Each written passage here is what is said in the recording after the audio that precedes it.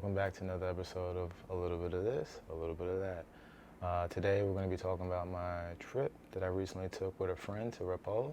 It is a quaint town, very beautiful, medieval-esque looking town, and for good reason.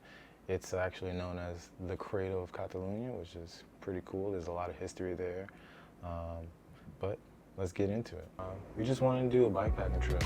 I haven't actually done a road bikepacking trip since I moved here, and typically for me, I'm kind of over like the full-on camping setup. Like I'm more of the bikepacking light type of rider now. Give me a hotel bed and I can ride back to back, but you know, I have done that in the past, but I'm just in a different place right now in my life. So we both want to do like a little bit of a longer trip or a longer ride than we usually do, but still explore a little bit different roads or further towns than we normally go at the same time. And what better way than pick a destination that's a little bit further out than we typically go and check it out and go see it. So it made for quite an adventure. We followed pretty much exactly how you would go up to Las Palmas, and then make that right to head towards Hasta. But unfortunately, this day we ran into the strongest headwinds I want to say since I've been out here.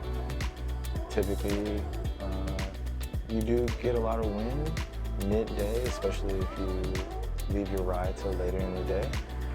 But for the most part, it was just wind as soon as we got to like Hasta. It was crazy actually. Like there were times when we were like full on leaning into the wind, like trying not to be knocked over, or going downhill, and you would think we were on a climb because we were just completely getting hit by the wind, killed all the speed.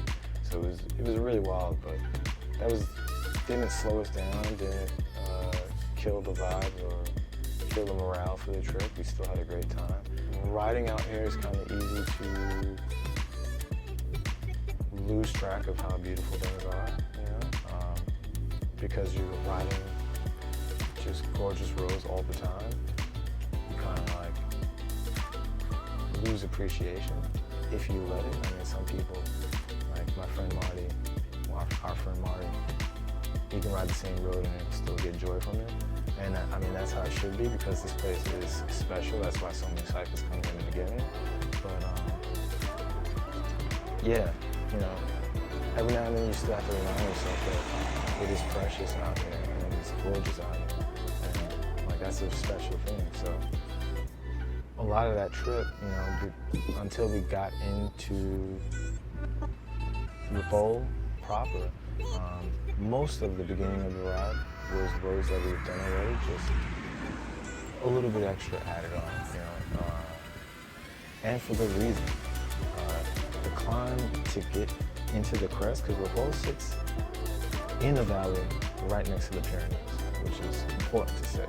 It was a 7-mile climb to get into town. We had to descend, but first, before you can descend, you have to climb. And it wasn't a bad climb, it was just nice, long, and steady. Nothing out of the ordinary for what's here, you know. We've got Rocacorba, Santolares, Desicom, Angels, you know, you've got all these climbs around here, so nothing that if you're not familiar, or I should say, if you're familiar with riding in the drone area, nothing that you can't handle. It was just like, all right, towards the end of the ride, now it's the climb. And I mean, we were riding by 50 miles, so what is that, 80-ish kilometers at that point.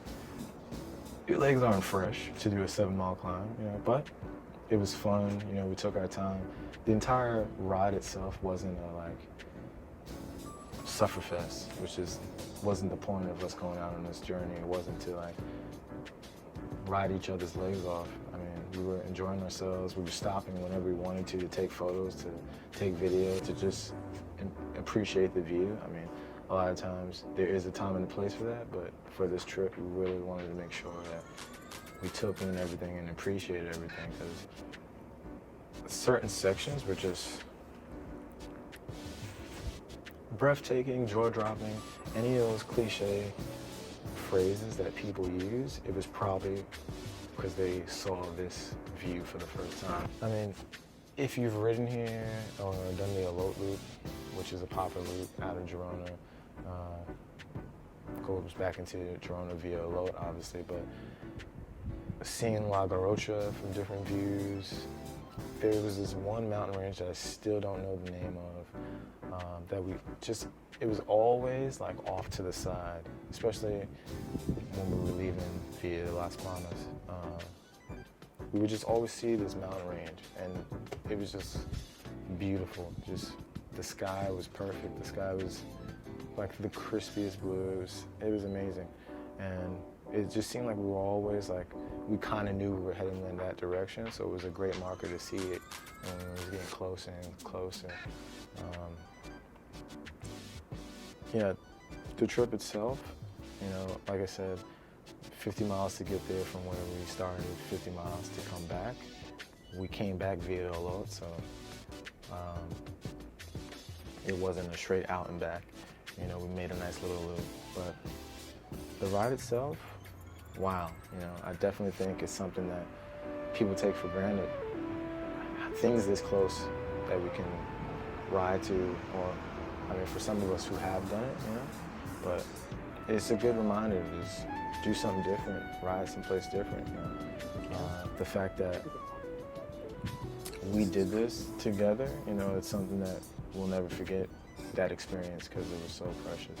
And then being in the town itself, you know, it wasn't just to go do a quick ride and then come back. You know, a lot of times cyclists kind of forget to stop and enjoy things.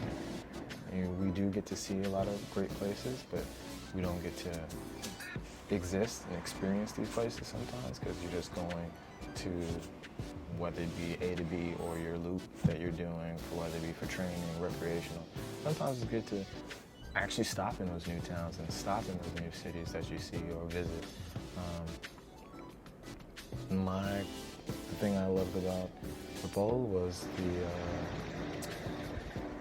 food. I mean, surprisingly enough, they had this Venezuelan tapas spot that we went to, and I got essentially which is a Venezuelan empanada, but it was like a chicken Caesar salad in dough, and it was the best thing I've had in a while. And now I want to go to Venezuela because it was that good. I highly enjoyed myself, and it was, you know, in a Rambla, in their old town. They had their version of the old town, which I'm sure, since all these towns are super old and historical and have some type of medieval connection in that way, like, they've been here for a while, so it was cool to walk through the Ramblas of Old Town. Once we were in the city, you know, we stopped at this Airbnb, this really nice Airbnb that my friend Calvin had picked in advance. It was around 100-ish euros. I think I paid a little bit more because I had my wife and dog meet us there. Like I said, not really about the camping tent life anymore. I've done that. It's cool, but you know, I want a bed, so we got a hotel. From the hotel, we would cross the bridge to get into Old Town, and your stores, your food, everything was there.